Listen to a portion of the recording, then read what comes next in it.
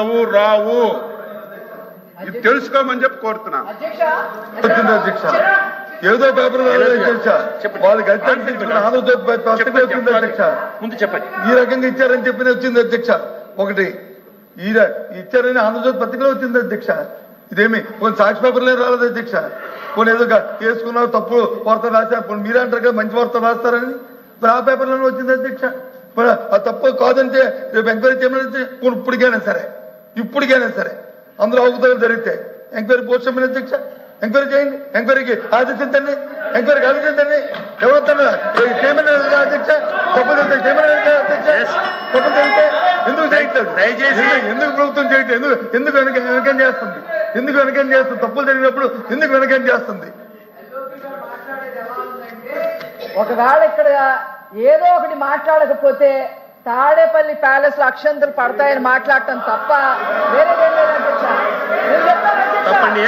అధ్యక్ష నిజంగా ఋషికొండ ప్రభుత్వ భవనం అని అన్నారు అధ్యక్ష. ఋషికొండ ప్యాలెస్ ప్రభుత్వ భవనం అని చెప్పారు అధ్యక్ష. బాధ్య తప్పులు కూడా ఎందుకున్నాయి అధ్యక్ష? సరే ప్రభుత్వ మరి ప్రజావేదిక ప్రభుత్వ భవనం కాదా? ఎందుకు రంగాలో చేశారు? ప్రజావేదిక ప్రభుత్వ భవనం కాదా? మాట్లాడి అచ్చెన్నాయుడు గారు మాట్లాడిన దాంట్లో విధ్వంసాలు అనుకున్నప్పుడు మా సభ్యుడు అని చెప్పాడు, రే బాబు ఇది జరిగిన అంశాలన్నింటినీ కూడా చూమిటి చెప్పాడు. ఏది విధ్వంసం అని చెప్పి అడిగాడు. మెడికల్ కాలేజీ కట్టడం విధ్వంసమా, పోర్టులు కట్టడం విధ్వంసమా, లేదు జట్టీలు కట్టడం విధ్వంసమా, లేదు నార్మల్ స్కూల్లో కట్టడం విధ్వంసమా? ఈ సందర్భాన్ని ఆయన పుట్టుకించారు తప్ప వ్యక్తిగతంగా ఆయన ఏమి ఎవరిని విమర్శించేది? వ్యక్తిగతంగా విమర్శించారా? మీరు వ్యక్తిగతంగా విమర్శించారు. నా పేరు ఇస్తారు కాబట్టి చెప్పినప్పుడు చెప్పారు ఇది 10,500 అది 26,000. ఓకే, ఎంక్వైరీ చేయండి. అక్కడ తప్పు జరిగితే ఋషికొండ కట్టడాల్లో కానీ తప్పు జరిగితే ఎంక్వైరీ చేయండి. ఎందుకు చంపుతున్నారు? కారణం ఏంటి? జరిగితే కాకుండా ఆవిడకి ఇవ్వడానికి లేదు ఏంటి? కాదు అధ్యక్ష, ఇంకో విషయం చెప్తాను. మాట తెప్పము మన తెప్పము ఇది మా సిద్ధాంతం అధ్యక్ష. మా కట్టుబడి ఇవాళ కూడా చెప్తాను అధ్యక్ష. మేము ఏదైతే మాట చెప్పామో ఆ మాట మీద నిలబడి ఉన్నాము అధ్యక్ష. అందులో మరి ఇంకా వేరే మాట్లాడేది అధ్యక్ష.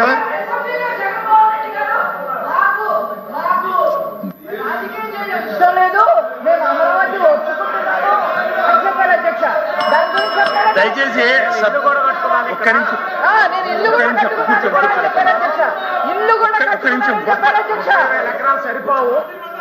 ఒక్క నిమిషం దయచేసి సభ్యులందరికీ నేను విన్నవించుకునేది ఏమంటే, బడ్జెట్ సమావేశాలు జరుగుతూ ఉన్నాయి. సభను మంత్రులు కానీ ఎవరన్నా కానీ తప్పుదో పట్టియొద్దని నా మనవి. సబ్జెక్టు డివియేషన్ అయి మీరు మాట్లాడాల్సిన అవసరం లేదు. సబ్జెక్టు మీద మాట్లాడితే బాగుంటుంది. మంత్రులు కానీ ఎవరన్నా కానీ దయచేసి కూర్చోండి. చెప్పండి. బడ్జెట్ గురించే మాట్లాడండి దయచేసి. ఇది తాత్కాలిక భవనం అనలేదు, మేము ఎప్పుడు చెప్పలేదని చెప్పి అచ్చెన్నాయుడు గారు మళ్ళీ చెప్పారు. 2 సార్లు చెప్పారు. నిన్న కాక మొన్న 3-4 రోజుల కింద సెక్రటరీ టెండర్ పిలిచారు కదా అధ్యక్ష. మీరు మళ్ళీ మీ మాటల్లో చెప్పారు కదా అధ్యక్ష. ఫౌండేషన్ తీసామా, ఫౌండేషన్ వచ్చి నీటిలో వచ్చి అది నానుతుందని చెప్పి వారి మాటలో చెప్పారు అధ్యక్ష. దేని క్లారిటీ తీసుకోమంటారు? మమ్మల్ని దేని క్లారిటీ తీసుకోమంటారు? ఇదే పర్మనెంటా, అది పర్మనెంటా? అది చెప్పండి అధ్యక్ష. మేము అడుగుతుంది ఆయన చెప్పిన మాటలు నేనేం మాట్లాడితే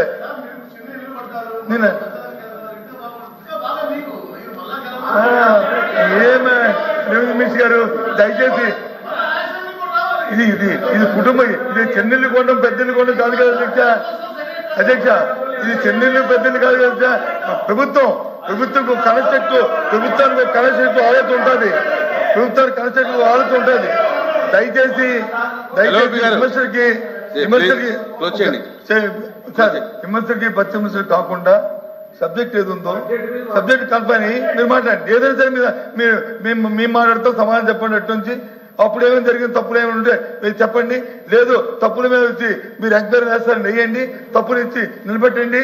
తప్పు చేశారు, ఈ దీనికి తప్పు చేసి నిలబెట్టండి, where ready, where base president, మీరు రెడీ, మేము కాదు మేము అయ్యేద్దాంలేదే, మేము వద్దంటే మానరే, అవి చేయకుండా ఊరికే పాసింగ్ బురదల్లని ప్రయత్నం మాత్రం తెలియదు కాదు. ప్రభుత్వంలో మీరు ఉన్నారు, మీ ప్రతి సర్వాక్కులు ఉన్నాయి, చేయండి ప్రజాస్వామ్యబద్ధంగా. ఎవరు వద్దన్నారు మిమ్మల్ని? కానీ ఊరికనే బురదల్లానికి రుషికొండలు అంత ముందు ఏముండేదండి? ఆ రుషికొండ పైన ఇది మా టూరిజం గెస్ట్ హౌస్ ఉండేదే కదా, బిల్డింగ్లు ఉన్నాయో లేవు అక్కడ, అవి తీసుకొస్తే కట్టారు, తప్పేముంది? దాన్ని వచ్చి ప్రభుత్వం ఉపయోగించుకోవాలి, తప్పేముంది? అక్కడ లేకపోతే తప్పు, అవి కట్టారు తప్పు. సరే, దయచేసి అది కాకుండా ఇవాళ బడ్జెట్ మేము మాట్లాడుతున్నాం, మీ అల్వాపు గారు మీ చీఫ్ విప్ గారు మాట్లాడినప్పుడు నా పేరు ఎత్తారు, నా పేరు తీసుకోకపోతే నేను మాట్లాడదు. పోనీ అప్పుడు కూడా అడిగాను, వద్దంటే మా నిమ్మడి కూర్చోను, నేను రిప్లై ఇచ్చాను చెప్పేవాడిని ఏంటి అడుగు మాట్లాడుతున్నప్పుడు ఏంటి ఆ విషయాలు ఏ సందర్భంలో మాట్లాడవచ్చుంది కూడా చెప్పాను, అంతేగాని ప్రత్యేకించి దాని ఒక స్టేట్మెంట్ కింద నేనేం మాట్లాడలేదు. ఆ సందర్భం బట్టి గుడిగిని చెప్పాను. అందుకని దయచేసి ఏదైనా తప్పు జరుగుతున్నప్పుడు గత 5 సంవత్సరాల్లో ఏమైనా తప్పులు జరిగితే చెప్పండి, మమ్మల్ని పెట్టండి, ఇగో ఈ తప్పు అని చెప్పి చూపెట్టండి. మేము దాన్ని చేసేయడానికి అడిగి ఉన్నాం, అనుభవిస్తాం. తప్పు చేసిన వాళ్ళు శిక్షించబడవలసిందే. ప్రజాస్వామ్యంలో తప్పు చేసిన వాడు తప్పింది పెళ్ళడానికి వీల్లేదు. అది మా తాలూకా మేము కాదనలేదు. కానీ ఊరికి పాసింగ్ మనకు చేయొద్దు. అది కాకుండా అంతకుముందు గత 5 సంవత్సరాల్లో ఏ విధంగా ఈ రాష్ట్రం నష్టపోయిందో, ఎంత తప్పులు తెచ్చారో, దాని నుంచి మొన్న ఎంత తప్పులు తెచ్చామో మా వాళ్ళు చెప్పారు. మీరు చెప్పినట్టు 11 లక్షలు 14 లక్షలు లేవే. రేపు మాట్లాడినప్పుడు నేను మాట్లాడతారు. మీరు ఇచ్చిన పుస్తకాల్లో ఉంది ఎంత తప్పు తెచ్చామనేది, ఇందులో అన్ని క్లియర్ ఇచ్చారు, అవన్నీ చెప్పుకుందాం. వాస్తవం అవుతారు. దయచేసి మీరు కూడా సమయం పాటించాలని కోరుతున్నాను. నెక్స్ట్ అరుణ్ గారు.